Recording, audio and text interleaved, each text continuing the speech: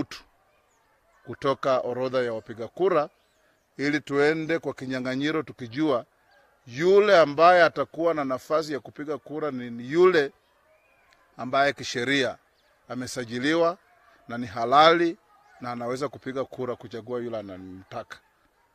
Yale ambayo tuliona hapo mbeleni ya watu kuvuvuka kupiga kura na kurudi makaburini, hatutakubali kamwe kama wananasa. Thank you.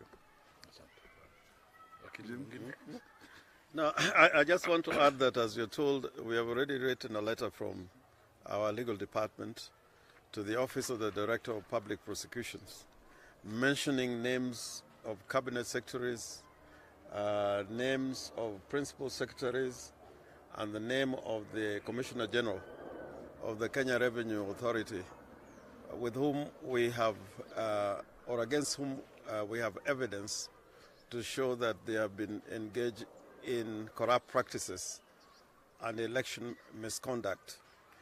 In this letter, we have given the Director of Public Prosecutions 7 days within which to undertake steps towards bringing these people to book. Failure of which, under the Constitution of Kenya and the law, we can institute private prosecution.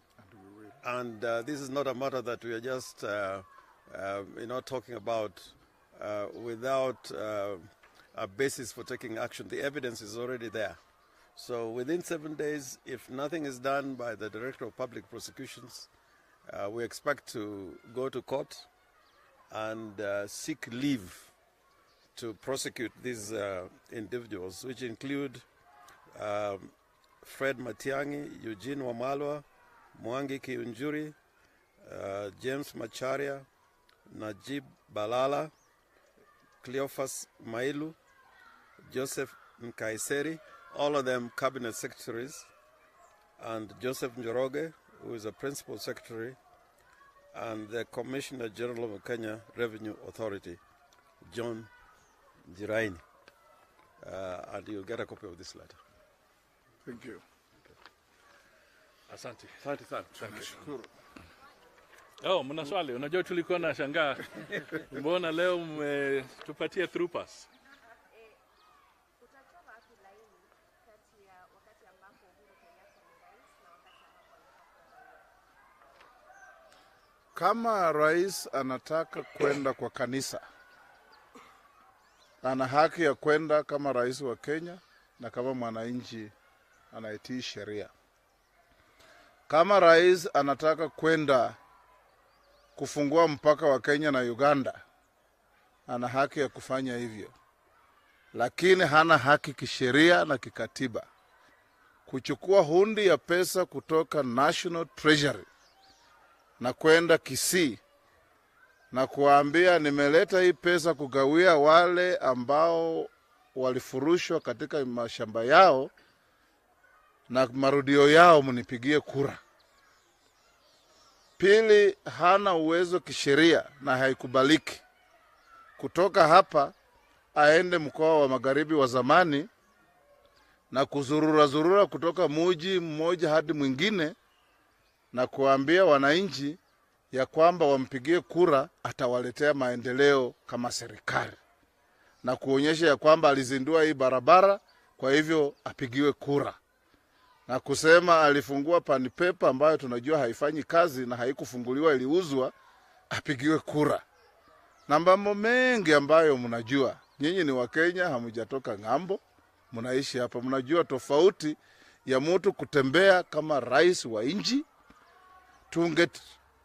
Tungependelea kama juzi nyumba imeanguka kule Eastlands na kuua watu, yeye aende hapo kama rais wa Kenya, aamrishe majeshi wakuje wasaidie wale wameathiriwa.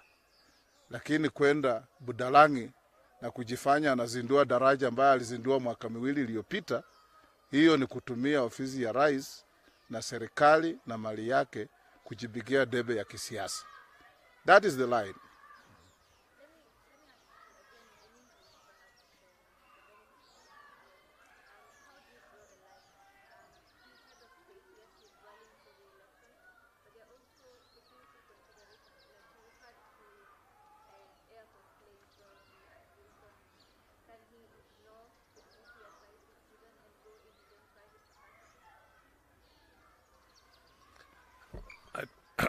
I think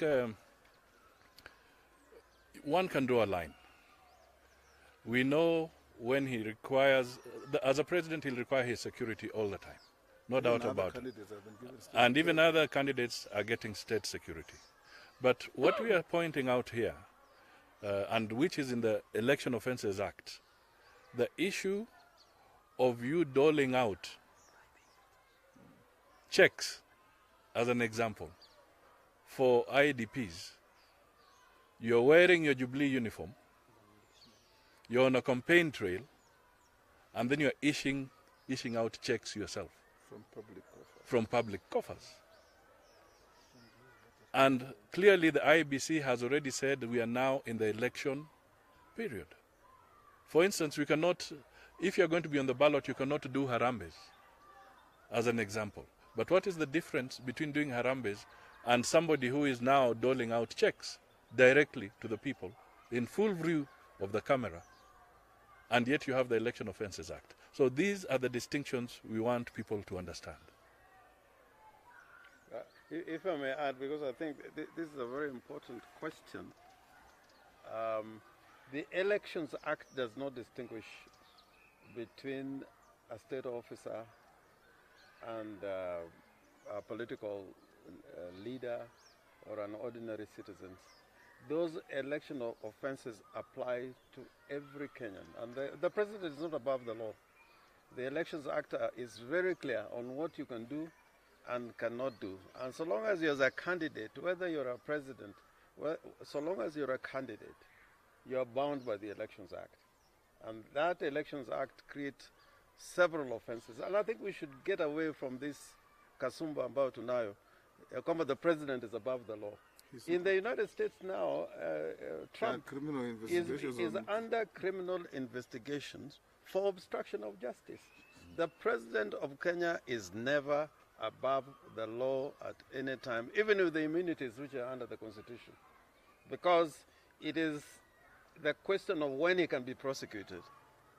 But as far as the Elections Offences Act is concerned, so long as he is a candidate, under the Act he is a candidate. And that's why Musalia has said earlier that the government of Kenya is not a candidate, it is Uhuru Kenyatta who is a candidate. Exactly. So long as he's a candidate, is bound by the Election Offences Act. And therefore, I think the media should educate him also. Sometimes the media has to play a role of educating a president probably who is not getting the law clearly, so that we can have a clean and fair election.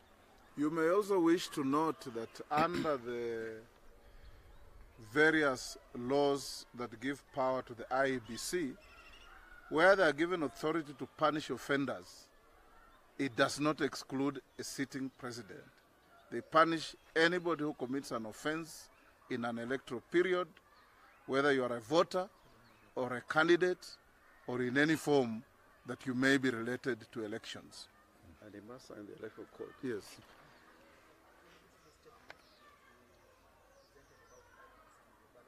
A little louder.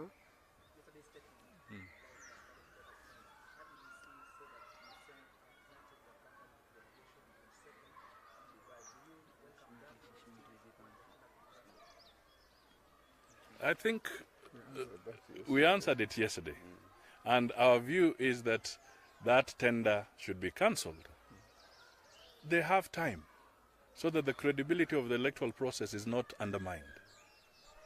And I would like to urge the media at this stage, you have your networks, do some quick investigative journalism on the company and their establishment, wherever it is. We're done? We're done. Thank you.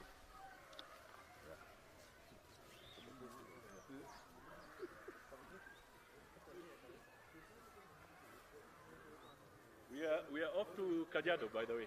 Asanteni sana.